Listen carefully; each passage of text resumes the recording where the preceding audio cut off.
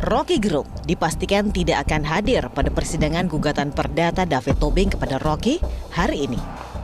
Roky Gerung sendiri tidak pernah diperiksa terkait hal ini, bahkan tidak mendapat undangan di persidangan hari ini dari Pengadilan Negeri Jakarta Selatan. Hingga hari ini Roky masih konsisten dengan dasar ucapannya bahwa ucapannya itu mengkritik pejabat publik dengan segala produk kebijakannya, bukan ranah pribadi. Pak Jokowi baper juga akhirnya kan dia menyimpan dendam sebetulnya tuh. Karena ini pidato kenegaraan, ngapain hal-hal yang begitu mesti diucapin. Jadi bicara tentang visi tuh. Jadi kelihatannya psikologi Pak Jokowi terganggu dan itu yang memungkinkan apa yang dia sebut sebagai ini soal kecil jadi soal besar justru karena diucapkan di depan publik yang lebih luas tuh. Sementara Presiden Joko Widodo sebenarnya sempat curhat dan menyatakan tidak masalah menjadi bahan ejekan. Hal ini disampaikan Joko Widodo saat menyampaikan pidato kenegaraan Presiden di MPR pada 16 Agustus lalu. Pemirsa, sidang perdana gugatan perdata yang dilayangkan oleh advokat bernama David Tobing terhadap Roky Gerung digelar hari ini di Pengadilan Negeri Jakarta Selatan. Gugatan ini terkait dengan ucapan Roky di media sosial, namun Roky Gerung justru tidak menerima undangan sidang hari ini. Saat ini kita sudah tersambung bersama dengan pengamat politik Roky Gerung. Selamat siang, Bang Roky. Ya, siang. Iya, Bang Roky, betulkah alasan Anda tidak hadir di persidangan hari ini karena tidak mendapatkan undangan sidang di PN Jaksel? Atau Anda punya alasan lain, Bang Roky? Ya, betul. Tidak mendapat undangan saja alasannya? Ya memang saya tidak ada undangan di saya. Kalau Anda mendapatkan undangan sidang, Anda akan hadir ke PN Jaksel? Pasti. Akan hadir ya? Pasti. Ya, baik. ya. Baik, Bang Roky, tapi Anda sempat menyatakan bahwa gugatan perdata David Tobing ini absurd. Apa maksudnya absurd, Bang Roky?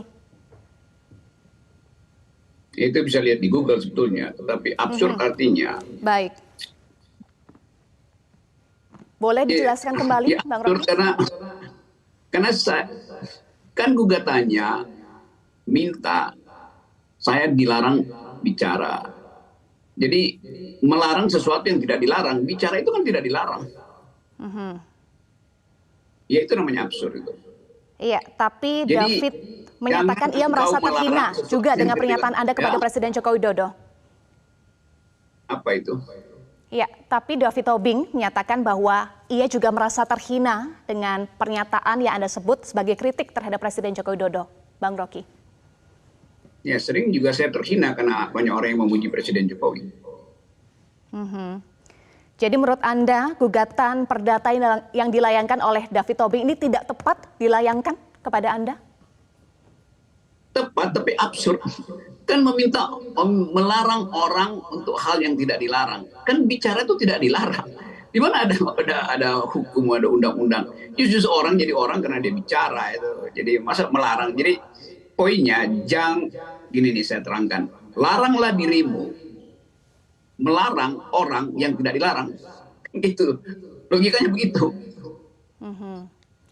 Baik, Bang Roky, ya, artinya sebelumnya kalau dia minta melarang saya, dia melarang semua potensi orang untuk bicara, bukan cuma saya. Kan itu akan jadi semacam hukum umum bahwa semua orang yang mencaci maki itu dilarang bicara.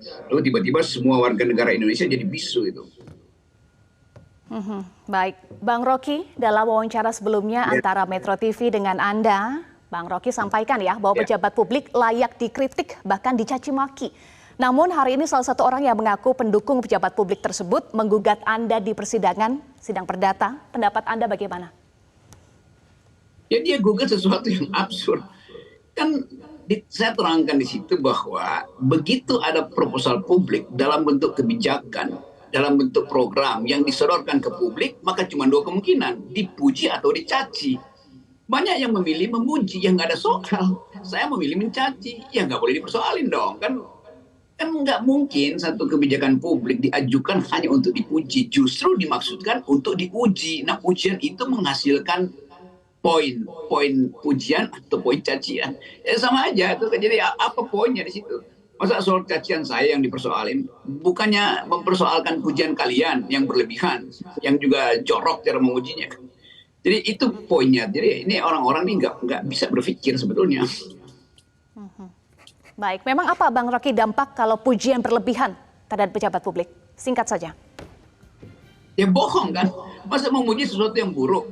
IKN itu buruk, Omnibus Law itu buruk. Versi saya begitu, versi mereka bagus. Ya terserah mereka, kenapa marah kalau saya bilang jelek kan? Baik, kita akan beralih ke isu lainnya Bang Rocky. Kita akan beralih ke isu lainnya karena waktu kita terbatas, soal moratorium kasus-kasus Capres-Cawapres oleh Kejaksaan Agung. Anda sempat sampaikan ya di YouTube Anda, ini aneh dan seakan memaafkan Capres-Cawapres yang berbuat kriminal. Jadi ini ajaib nih, ini negeri hukum yang ajaib nih. Jelas ada potensi beberapa politisi, bupati, atau gubernur, atau bahkan calon wakil presiden, atau bahkan mungkin capresnya itu terlibat korupsi. Jadi sebetulnya udah ada data di penegak hukum, kejaksaan misalnya, oh ini potensi. Jadi justru mereka menghalangi potensi itu manifest menjadi kasus kan. Jadi intinya tunda atau lepaskan dulu potensi kriminal demi tahun politik. Itu Iya, Bang Rocky, jadi apa saja dampak moratorium kasus Capres-Cawapres oleh Kejagung yang ini berbeda sikap nih Kejagung dengan KPK, Bang Rocky?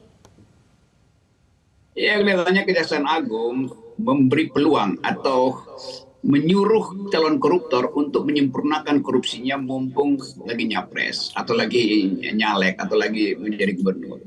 Jadi sebetulnya ini kan peluang bagi para potensial pelaku korupsi untuk merapikan hasil korupsinya atau menyempurnakan rencana korupsinya.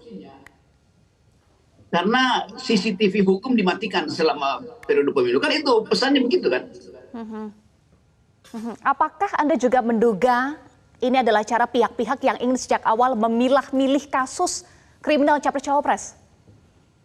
Ya pasti semua pikiran buruk akhirnya tumbuh di situ. Bahwa ini adalah favoritisme yang menunjukkan bahwa mereka yang punya potensi kena sprindik sebaiknya jangan dikeluarin dulu sprindiknya, tunggu selesai pemilu. Kalau sudah selesai pemilu dia udah punya kekuasaan, maka dia bisa memanfaatkan kekuasaannya untuk menghalangi proses hukum justru kan. Jadi terbalik-balik cara berpikir kejaksaan itu. Harusnya tidak boleh ada penundaan hanya demi alasan politik, kan itu artinya main-main tuh. Nanti begitu terjadi perubahan politik, lalu orang bingung tuh yang mana sebetulnya yang tadinya kasus, yang mana yang ditunda, yang mana yang sebetulnya harusnya ditangkap, kan nggak jelas lagi. Dan biasanya begitu, setelah selesai pemilu negosiasi politik berlangsung, maka kasus-kasus korupsi juga ditenggelamkan. Baik, terima kasih pengamat politik Rocky Gerung sudah bergabung bersama kami di